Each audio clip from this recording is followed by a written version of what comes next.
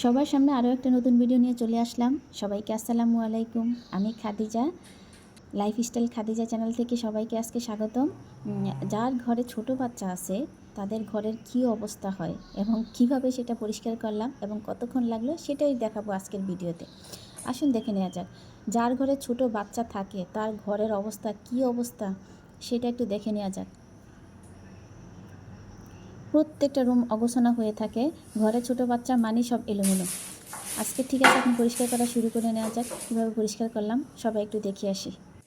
আজকে ভিডিওটা দেওয়ার মেন উদ্দেশ্য হচ্ছে মাঝে মাঝে দুই একটা ভিডিও দিয়ে ইউটিউবকে বোঝাতে হয় যে আসলে এটা আমার নিজস্ব ভিডিও বা আমার ভিডিওগুলো আমি নিজে করি এবং অন্য কারোর ভিডিও থেকে ইউটিউব চ্যানেল থেকে আমি ভিডিও ক্লিপ করে আমার ভিডিও করি না বা আমার চ্যানেলে আমি দিই না। এটা আসলে মাঝে মাঝে দুই একটা ভিডিও করে প্রত্যেকের উচিত এক দুইটা ভিডিও এরকম করে থাকা উচিত, যাতে ইউটিউব বুঝতে পারে যে ওইটা তার হচ্ছে নিজস্ব ভিডিও এবং সে নিজে তৈরি করে। তাই আজকে এই ভিডিওটা মূলত আমি ইউটিউব চ্যানেলের উদ্দেশ্যে করছি এবং প্রত্যেকটা ভিডিওতে এটা উল্লেখ করতে হবে যে আপনি যে ভিডিওটা করতেছেন ওইটা যেন ভিডিওতে উল্লেখ থাকে যে আমি এটা চ্যানেলকে দেখানোর জন্য যে এটা আমার নিজস্ব ভিডিও, আমি নিজস্বভাবে এই ভিডিওটা তৈরি করছি, মানে ওইটা দেখানোর জন্য আজকের এই ভিডিওটা।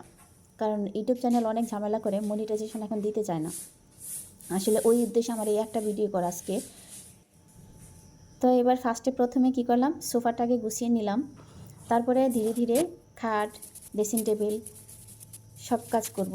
তো এখন এই সাইডটা একটু ঝাড়ু দিয়ে ক্লিন করে নিলাম, যেহেতু সোফাটা গুছানো হয়ে গেছে। তো এটাকে ঝাড়ু দিয়ে এই পাশটা পরিষ্কার করে নেব, তারপরে আসবো খাট গুছানোর কাজে।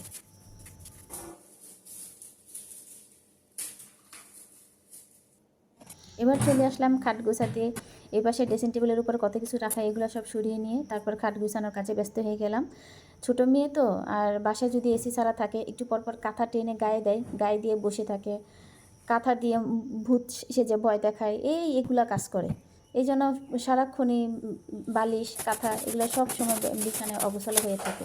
কিছু করার নাই, ছোটো বাচ্চা কোথায় যাবে এখন, বাসা থেকে বের হলে দেখা গেছে রাস্তায় প্রচুর গাড়ি টাড়ি চলাফেরা করে, মানে বাচ্চাদের খেলার মতো কোনো পরিবেশ নাই ঢাকা শহরে। তো এই জন্য বাচ্চারা সারাক্ষণ বাসার ভিতরেই থাকে, স্কুলে থাকে যতটুকু, তারপরে বাসায় আসা দৌড়াদৌড়ি ঘরের ভিতরেই। কোথায় যাবে বাচ্চারা, ফালাফালি ঘরের ভিতরে, ছোটাছুটি সব ঘরের ভিতরে। তাই ঘরে একটু ময়লা হলে এখন কিছু করার নেই, আমাদের মায়েদের সব সহ্য করতে হবে, যেহেতু বাচ্চাদের এখন আগেরকার দিনের মতো খেলার কোনো পরিবেশ নাই। কথা বলতে বলতে আমার খাট গুছানো কমপ্লিট হয়ে গেল। এবার একটু এই পাশটা ঝাড়ু করে নেব, ঝাড়ু দিয়ে পরিষ্কার করে পরে একটু মুছে ফেলবো, যেহেতু রাত্রে আর শোবার আগে সময়ে ঘর দুয়ার আমার মনে হয় বিছানা ঘর এগুলো সব পরিষ্কার পরিচ্ছন্ন করে তারপর রাতে শোয়া ভালো, কিন্তু ভালো একটা ঘুম হয়।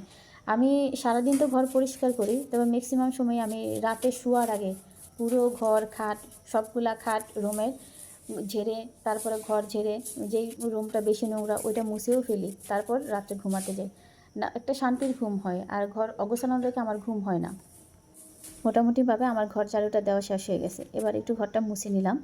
সম্পূর্ণ মোছার ভিডিওটা দিলাম না এখানে, সামান্য একটু দেখালাম যে ঘরটা পরিষ্কার করতেছি। এবার এই টেবিলটা মুছে ফেললে এই টেবিলে বসে আমার বাচ্চাটা যত ধরনের খাবার, খেলাধুলা থেকে শুরু করে রং করা থেকে সব এটার উপরে। তো এটা একটু পর পর ময়লা হয় আর একটু পর পর এটা পরিষ্কার করতে হয়। অবশেষে আমার ঘর পরিষ্কার করা কমপ্লিট হয়ে গেল। এবার একটু দেখাচ্ছি ঘর পরিষ্কারের লুকটা কেমন দেখাচ্ছে।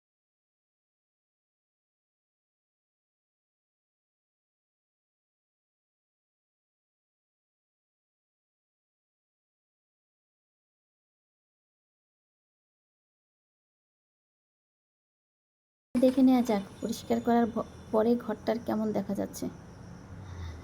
এক একটা রুম পরিষ্কার করতে এতটা সময় লাগে, আর তো সেই গরম। পুরো রুম পরিষ্কার করা কমপ্লিট। দেখে নেওয়া যাক এবার ঘরটা কেমন দেখা যাচ্ছে।